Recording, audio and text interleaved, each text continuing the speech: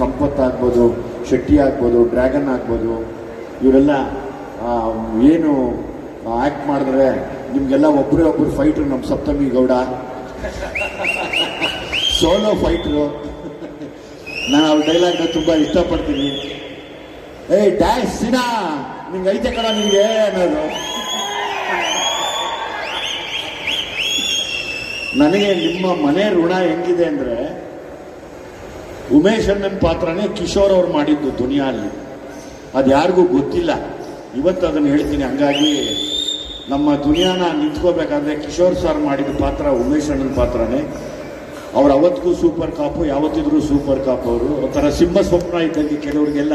ಅವ್ರ ಹೆಸರು ಹೇಳಿದ್ರೆ ಎರಡು ಕಡೆಗೂ ತಿರುಗು ಹಾಕೊಂಡು ಆ ಕಡೆ ತಿರ್ಕೊಂಡು ಮಲ್ಕೊಂಡು ಅಂತ ಇವತ್ತು ಎಷ್ಟೋ ಜನ ಇದ್ದಾರೆ. ಸೊ ಹಂಗಾಗಿ ನೀವು ನಮಗೆ ಅವತ್ತು ನಿಮ್ಮ ಪಾತ್ರನ ನಮ್ಮ ಸಿನಿಮಾಲ್ ತಂದು ನೀವು ಕೊಟ್ಟಂಥ ಕೆಲವು ಹಿಂಟ್ಸ್ನ ಇಟ್ಕೊಂಡು ನಾವು ಸಿನಿಮಾ ಮಾಡಿದ್ವಿ. ಹಾಗೆ ನಾವು ನಿಮ್ಮ ಋಣ ತೀರ್ಸೋಕ್ಕಾಗಲ್ಲ. ಆದರೆ ನಿಮ್ಮ ಮಗು ಜೊತೆ ಒಂದ್ಸರಿ ಆ್ಯಕ್ಟ್ ಮಾಡೋಕ್ಕೆ ನಾನು ಇಷ್ಟಪಡ್ತೀನಿ.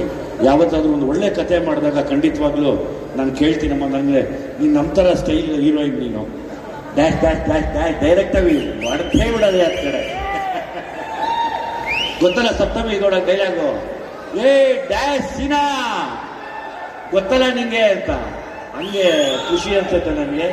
ಸೊ ಹಂಗಾಗಿ ಡೆಫಿನೆಟ್ಲಿ ನಾನೊಂದು ಒಟ್ಟಿಗೆ ಆ್ಯಕ್ಟ್ ಮಾಡೋಣ ಕಣಮ್ಮ, ನನಗೆ ತುಂಬ ಗೌರವ ಇದೆ. ಆಮೇಲೆ ಏನೊಂದು ಆ್ಯಕ್ಚುಲಿ ಇವರ ಲೇಡಿ ರ್ಯಾಂಬೋ ಇವಾಗ ಇಂಡಸ್ಟ್ರಿಯಲ್ಲಿ. ಅಂದರೆ ಫಿಟ್ನೆಸ್ಸಲ್ಲಿ ನಾನೆಲ್ಲ ನೋಡ್ತಿರ್ತೀನಿ. ಲೈಕ್ ನಿನ್ನ ಡೆಡಿಕೇಶನ್ನು ಅಥವಾ ನಿಮ್ಮ ಸೀರಿಯಸ್ನೆಸ್ ಎಲ್ಲ ನೋಡಿ ನನಗೆ ತುಂಬ ಖುಷಿ ಅನಿಸುತ್ತೆ. ಒಬ್ಬ ನಟಿಗೆ ಬೇಕಾಗಿರುವಂಥ ಎಲ್ಲ ಶ್ರದ್ಧೆ ಮತ್ತು ಅದರದ್ದು ಗಮನ, ಅಂದರೆ ನಾನು ಹೆಂಗಿರಬೇಕು ಅನ್ನೋದನ್ನು ಯಾವಾಗಲೂ ನಾನು ವಾಚ್ ಮಾಡ್ತಿರ್ತೀನಿ ಫೋನಲ್ಲಿ. ಸೊ ಹಾಗಾಗಿ ಇದು ಹಂಗೆ ಕಂಟಿನ್ಯೂ ಆಗಲಿ.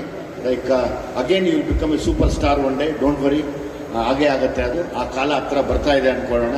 ಯಾವಾಗಲೂ ಒಳ್ಳೆಯದೇ ಬಯಸೋಣ, ಒಳ್ಳೆಯದನ್ನು ಅಂದ್ಕೊಳ್ತಾ ಇರೋಣ, ಎಲ್ಲ ಒಳ್ಳೆಯದೇ ಆಗುತ್ತೆ. ನನಗೆ ನಿಮ್ಮ ತಂದೆಯವ್ರ ಮೇಲಿರುವಂಥ ಅದೊಂದು ದೊಡ್ಡ ಋಣ. ಗೊತ್ತಿಲ್ಲ, ಒಂದು ದಿವಸ ನಿಮ್ಮದು ಒಂದು ಕತೆ ಮಾಡಬೇಕು ಅಂತ ಆಸೆ ನನಗೆ. ನಾವು ನಿಮ್ಮ ಮನೆಗೆ ಬರ್ತೀವಿ, ಒಂಚೂರೆಲ್ಲ ಒಂದಷ್ಟು ಹಿಂಟ್ಸ್ ಕೊಡಿ. ಕಟಿಂಗ್ ಪೇರ್ ಹಿಡ್ಕೊಂಡು ಅಲ್ಲಿ ಕಿತ್ತಾಗ್ತಾ ಇದ್ದಿದ್ದು, ಬೂಟ್ಗಾಲ್ ಬಿಡ್ತೀನಿ ಗೋಳಿ ಮಕ್ಕಳ ಅಂತ ಇದ್ದಿದ್ದು, ಅದೆಲ್ಲ ನಾವು ನೋಡ್ತಿದ್ದೀವಿ.